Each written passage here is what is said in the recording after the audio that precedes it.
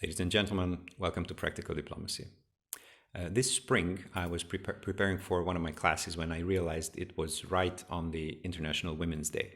So I thought, well, all right, let's see how gender equality looks in diplomacy nowadays from a human perspective. So I wrote a message to a couple of female friends in the diplomatic community asking if they've ever encountered any gender-based discrimination in their careers.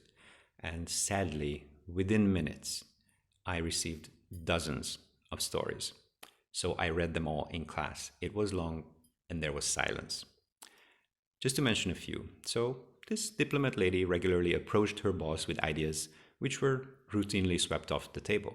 So she started to tell her ideas to a male colleague who was actually younger and lower ranking. And miraculously, when he conveyed them to the boss, they were welcomed and incorporated in decisions. In the 21st century, in the European Union. What do you think of this? A high-level delegation is coming to the embassy and the secretary is sick. So the ambassador tells a middle-ranking diplomat lady to sit in the secretary's chair to welcome the guests. She's surprised and asks why would she do that when there are 4 lower-ranking junior colleagues in the office? To which the ambassador says, well, but you are the only woman. You don't seriously think I will put a man in the secretary's chair, right? In the 21st century, in the European Union. What do you think of the boss who routinely picks one lady diplomat to open meetings because she is aesthetically pleasing, but routinely disqualifies her from actually presenting the substance of the meeting because male colleagues will be taken more seriously?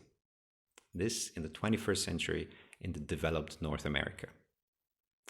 What do you think of the state secretary who sees that a female colleague is pregnant, asks if it's a boy or a girl, and upon hearing that it's a girl, he replies, oh, well, maybe next time you'll have better luck. I could honestly continue this through many, many more such stories, and it is deeply unsettling that we humans are still at this level. So guys, please, here I must kindly ask you to act in a fair and just way based on human decency and equality. And please, when you see such happenings around you, please stand up against indecent, unfair, and unjust treatment of fellow humans, because otherwise there's just no hope it would ever change. Another thing that belongs here is when diplomat families, meaning that both partners are diplomats, are planning their careers and then executing the decisions they make. That situation takes a lot of good and honest cooperation to be balanced and fair. The decision if to apply for a foreign posting or not, there's no middle ground here. They either go or don't. So if one wants to go and the other doesn't, it must be addressed very carefully. Also, where to apply. If one wants here, the other there, again, there's no middle ground. It's either here and there. In an ideal situation, they both can have a job at the same embassy, but that's very rare.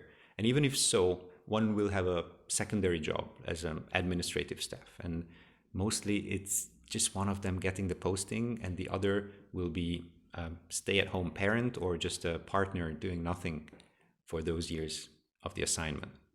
So why am I saying these things here? Because in my experience, having spent 2 decades in this diplomatic world, having seen many, many diplomatic couples, for some reason, in a good 80-85% of the cases, their mutual decision will follow the husband's expectation and the wife will concede to play the supporting role.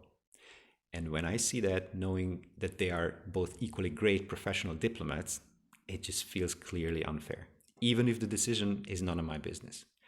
And even worse, when there's a situation in which they agreed, okay, now it's one posting for the man, then one posting for the woman.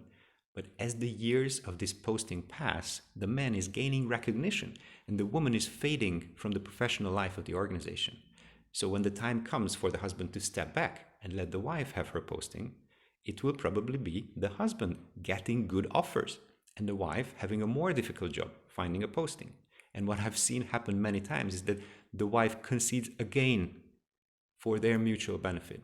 The husband goes on for another great assignment and the wife goes on for another bunch of lost years. Please, gentlemen, be principled in fairness. Don't do this to anyone. 6, 7, 8 years lost from a professional career means unrepairable damage. And even if you live happily ever after, no one will ever be able to reach their professional apex after so many years of doing nothing.